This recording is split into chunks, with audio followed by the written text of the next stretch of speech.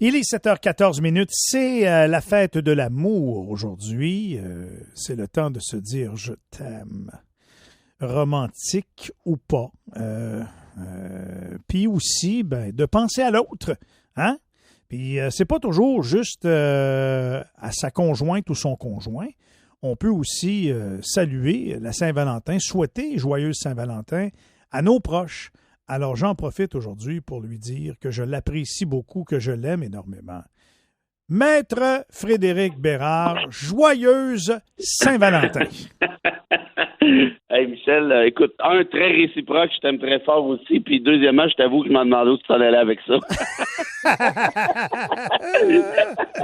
On est arrivé, on est correct, on s'est posé sur terre à la bonne place. On est arrivé, est-ce qu'il y a beaucoup d'amour à Ottawa encore? Ah, c'est la fête de l'amour, ils s'aiment, ils s'adorent, ils sont installés, ils se sont fait un genre de village dans une petite ville, puis dans une grande capitale. Tu sais, c'est beau, c'est beau. Le petit bain tourbillon d'amoureux, c'est pas pire aussi, ça. Écoute, pour la Saint-Valentin, rien de mieux. Viens dans le spa, mon chéri.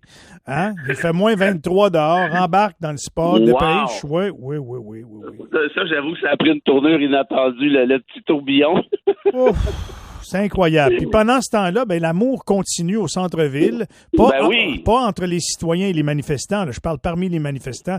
C'est la fête de l'amour. Veux-tu savoir à quel point c'était la fête de l'amour, mon Frédéric? Qu'est-ce que tu penses? Je veux te faire entendre quelqu'un qui, en fin de semaine, OK, dans un reportage de CNN, interrogé par un journaliste sur la vaccination, il a dit qu'on se sentait actuellement au Canada comme des Juifs et que dans le fond, le Canada, c'est comme l'Allemagne de l'époque. Écoute ça, comment c'est édifiant, mon Frédéric. C'est juste pour toi que je l'ai sorti, celui-là. Écoute ça. And because you're not vaccinated, is there stuff you can't do in Canada now? Yeah, well, basically, if you want to compare Canada to anything, it's like Hitler's Germany, and we're like the Jews, eh? One of the goals is to get a group of people that you can get everybody angry with, and in this case, it's the unvaccinated. Eh? Pour bien traduire, là, si vous voulez faire une comparaison, nous sommes au Canada comme le gouvernement, le Canada, c'est l'Allemagne de Hitler, puis nous autres, là, c'est les Juifs. Écoute, moi, ce genre de comparaison-là, qui est très fréquente, hein, par ailleurs, là, on l'a entendu, là tu as un extrait formel, mais on l'a vu sur des pancartes où on compare Trudeau, on a le droit de pas l'aimer, là, Trudeau, là, mais de là à le comparer à Hitler, on a fait le coup à François Legault souvent aussi. Quand on dit le passeport nazitaire, ça, je l'ai vu, je l'ai entendu. Tu sais, Michel, moi, en 2019, il n'y a pas très long, 18 ou 19, je suis allé faire un reportage avec ma fille à Auschwitz. Un petit reportage pour le journal Métro où je travaille. Puis ma fille est réalisatrice là, en partie. Puis bon, bref, on est débarqué là. Je sais pas comment dire ça, Michel, mais moi, ça a changé ma vie à jamais. Et je suis pas dans l'hyperbole, là. Puis ceux qui sont allés vont te dire la même chose. Tu vois c'est un musée un musée, façon de parler, là, mais ils ont conservé un paquet d'éléments, documents, d'installations d'époque. Tu voyais les chambres où les gens pouvaient être envoyés à la chambre à gaz par les médecins, par les infirmières qui étaient nécessairement complices. Tu pouvais voir les valises avec les noms des individus, les Cohen, par exemple. Tu pouvais voir les prothèses, parce qu'évidemment, tu comprends que tous ceux qui étaient en situation de handicap se faisaient envoyer directement aux chambres à gaz. On leur disait, vous en allez prendre une douche, puis finalement, c'était la phase fatale. Des cheveux de femmes, des longs cheveux coupés. Ils recyclaient ça, ils faisaient des trucs avec ça, je ne me souviens plus exactement quoi. Et aussi du linge d'enfant de 2 ans, 3 ans, 4 ans, 5 ans. Si ces gens-là essaient de comparer le passeport vaccinal à ce que je viens de te dire là. Ça n'a pas d'allure. Moi, écoute, j'en parle, puis tu sens peut-être un peu l'émotion, là. Je revois les images dans ma tête. Je suis sorti de là. Je te dis, Michel, je ne blague pas, je n'exagère pas d'un iota, ébranlé à vie. Puis je remercie ceux qui ont eu l'idée de conserver les Auschwitz et les Dachau pour montrer toutes ces horreurs-là à la population. Puis là, tu as compris, je t'ai fait la version très, très courte. Là, c'est encore pas mal plus difficile que ça. Au final, il y a beaucoup plus d'éléments que ce que je t'ai dit. Et je remercie ceux qui ont eu cette idée-là, parce que tu vois ça, puis après, tu n'acceptes plus absolument, mais aucun espèce de dérapage, aucune comparaison du genre. Et ces gens-là, qui se considèrent eux-mêmes, qui font eux-mêmes des liens avec l'Holocauste, avec la Shoah, me demandent à quel point ils réalisent qu'ils sont essentiellement méchants. C'est de la méchanceté, ça. Il y a de la bêtise, évidemment. Il y a beaucoup de bêtises. Il y a un manque d'éducation flagrant. Mais il y a aussi de la méchanceté. Va expliquer ça aux survivants de l'Holocauste. Il y en a de moins en moins. Mais va expliquer ça à leurs descendants, à leurs proches. Vas-y leur dire que pour toi, là, de ne pas être capable d'aller souper au Vieux du Lutte le mardi soir, là, c'est l'équivalent de 1,1 million de morts juste à Auschwitz. Vas-y leur dire ça. Si tu es capable, je répète, il y a de la bêtise, il y a un manque d'éducation, mais il y a aussi beaucoup de méchanceté, il y a un manque d'empathie qui est épouvantable. Je suis désolé, là, mais l'Holocauste, tu niaises pas avec ça. Tu ne fais pas de comparaison avec ça. Il n'y a pas de comparaison possible. Il n'y a même pas le début d'un commencement de preuve. Donc, t'arrêtes avec ça tout de suite. Et moi, quand j'entends ce genre d'affaires-là, je me dis, la déconnexion d'une partie de plus en plus appréciable de la population, puis c'est pas juste au Canada, c'est principalement même aux États-Unis, mais ça s'en vient ici, on le voit bien. Cette déconnexion-là fait peur, parce que comment tu vas faire pour reconnecter tout ce monde-là, incluant nous, ensemble? Et ça, franchement, je te dirais que ça va être le défi des prochaines années. Je te remercie. Je te remercie de nous le rappeler, puis de nous l'expliquer, comme tu l'as vécu et avec émotion. Convaincu que beaucoup de personnes comprennent très bien, mais il y en a d'autres qui, comme tu le dis, c'est méchant. Ils font exprès. On cherche à narguer, on cherche à déplaire, on cherche à provoquer. C'est navrant de voir ça. Maintenant, ça se poursuit au centre-ville d'Ottawa, puis on parlait de Hitler puis de nazis. Ça, c'est l'extrême droite. Mm-hmm. Mais ici, à Ottawa, mine de rien, c'est aussi des mouvements d'extrême droite. On lit ça, on entend ça partout. C'est quoi exactement le fond de l'histoire, Frédéric? C'est qui ce monde-là? Ben, écoute, moi, j'ai fait quelques recherches, puis j'ai des gens, des amis qui sont beaucoup mieux plugués que moi, qui sont allés à Ottawa, qui ont des contacts particuliers, privilégiés, à qui j'ai parlé vendredi et samedi dernier. Il ne faut pas sous-estimer ce qui se passe actuellement, parce que c'est grave, en fait, à vrai dire. Au début, il y en a qui disaient, ben non, voyons donc, c'est une manifestation familiale avec des enfants. La réalité, c'est que, ce n'est plus ça. C'est plus une manifestation, c'est une occupation. Puis des occupations de troc, là, il y en a déjà eu dans l'histoire. Mussolini, là, je ne veux pas faire moi-même des analogies fâcheuses, mais Mussolini, là, dans l'Italie des années 30, c'est comme ça que ça a commencé. Pinochet, au Chili, c'est la même affaire. Et là, je te dis pas qu'on est là. Je te dis juste que de prendre des villes en otage, des capitales, bloquer des aéroports, des ponts, de cette façon-là, c'est pas une manifestation. Je suis désolé, c'est une occupation. Et il ne faudrait pas oublier une affaire aussi. Le GoFundMe, là, on en a parlé, toi et moi, a refusé de verser à peu près 9 millions. C'est pas pour le plaisir de le faire, je veux dire, c'est leur raison d'être. Je veux dire, c'est à ça qu'elle sert, cette plateforme. Donc, pourquoi qu'ils ne l'ont pas fait? Parce que la provenance des fonds et la destination des fonds, c'était plus que moins recommandable, si je peux dire ça comme ça. Les Proud Boys qui sont chums avec les Trumpistes, qui sont en fait des Trumpistes aux États-Unis, ça, il y en a pas mal dans cette gang-là.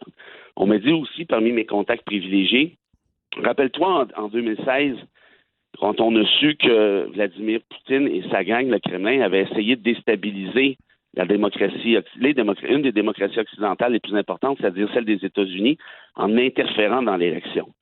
Moi, on me dit qu'il y a un peu de Russie là-dedans, à quelque part. Et l'autre affaire, pour ceux qui ont des doutes, ils disent, ah, ben, il est dans le complot ce matin et tout, ben, vous n'avez pas besoin de vous casser la tête. Allez juste voir qui l'a organisé, ce convoi-là. Il y a un gars qui s'appelle Pat King.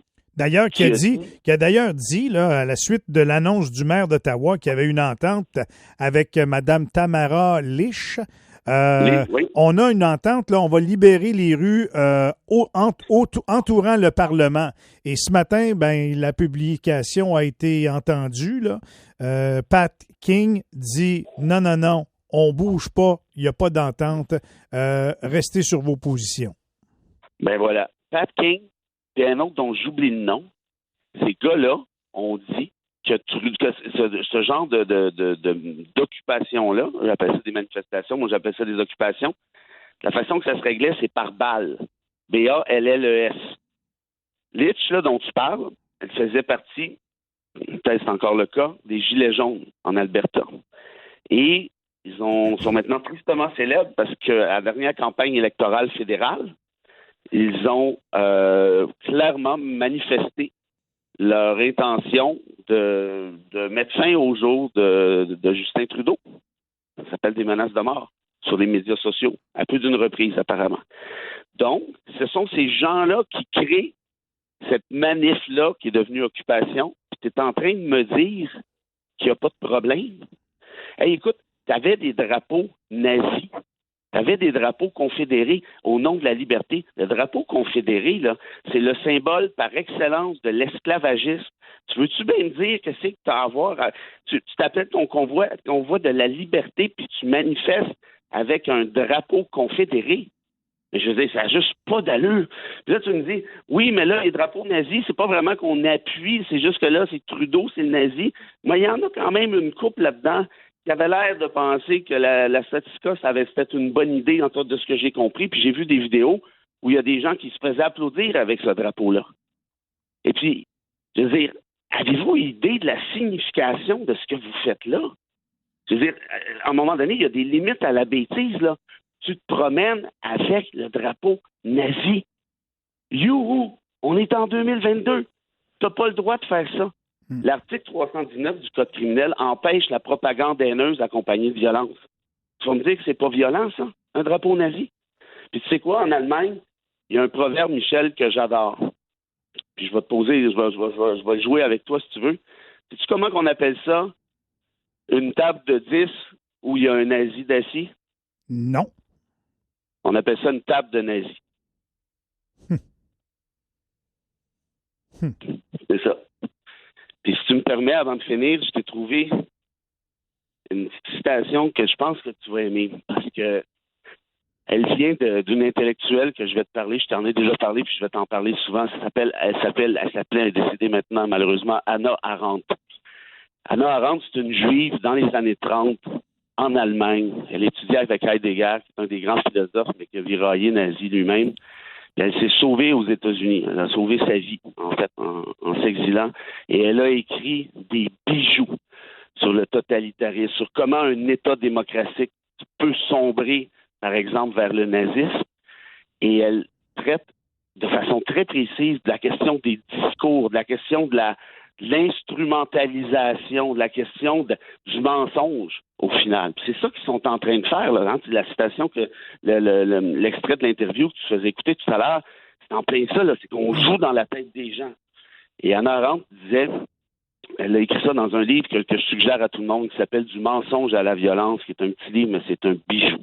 Elle disait ceci: quand tout le monde vous ment en permanence, le résultat n'est pas que vous croyez ces mensonges, mais que plus personne ne croit plus rien. Un peuple qui ne peut plus rien croire ne peut se faire une opinion. Il est privé non seulement de sa capacité d'agir, mais aussi de sa capacité de penser et de juger. Et avec un tel peuple, vous pouvez faire ce que vous voulez. J'espère qu'on n'en est pas rendu là. Écoute, je pense pas, mais ce que je vois aller, puis là, laissons faire Ottawa, parce que ça, c'est juste une illustration de. Rappelle-toi qu'il y a un président sortant aux États-Unis en janvier 2021 qui a lancé une attaque contre le Capitole, qui a lancé une attaque contre le symbole par excellence de la démocratie américaine. Et ce gars-là, qui s'appelle évidemment Donald Trump, est en lice pour redevenir président en 2024, puis à l'heure actuelle, là, il passerait comme une balle. Puis Donald Trump est sorti sur les médias sociaux, un de ses fils également, pour vanter les camionneurs américains, puis allez-y les boys, vous en avez fait plus que pas mal de nous autres aux États-Unis, et ainsi de suite. Donc, en d'autres termes, on n'en est pas là, mais la pire erreur, puis ça, Anna Arendt te le dirait 1 million de fois mieux que moi, la pire erreur qu'on peut faire, c'est de banaliser ce genre de discours-là, de banaliser ce genre d'analogie-là avec la Shoah. Ça, ce serait une catastrophe parce qu'il y a beaucoup plus de bon monde que de mauvais monde. Mais si le bon monde se réconforte dans l'apathie, c'est-à-dire, bof, on s'en fout, c'est pas si grave, on a notre petit vie à vivre, puis on fait nos trucs, puis c'est légitime en soi. Mais si le bon monde fait ça, même si c'est légitime, on laisse toute la place à ceux qu'on peut décrier maintenant. Merci beaucoup. Merci beaucoup encore une fois, Fred. Passe une bonne journée. On se retrouve jeudi. Avec plaisir, tout le monde. À bientôt. Bye-bye. Voilà pour le commentaire éditorialiste de Frédéric Bérard. Je retiens particulièrement la citation. J'ai envie de dire, tu sais, il dit si le bon monde fait rien, puis il se renferme sur lui-même, ben, à un moment donné, c'est ça qu'eux autres, là, les manifestants, les gens qui se battent pour leur liberté ou liberté, c'est selon, ben au moins, eux, ils se lèvent debout pour ce qu'ils croient. Y a-tu quelqu'un, à un moment donné, de la majorité canadienne qui va se lever debout pour ce qu'on croit face à ces gens-là qui sont en train d'essayer de faire dériver la démocratie? 7h31, Pierre-Jean est là pour les manchettes.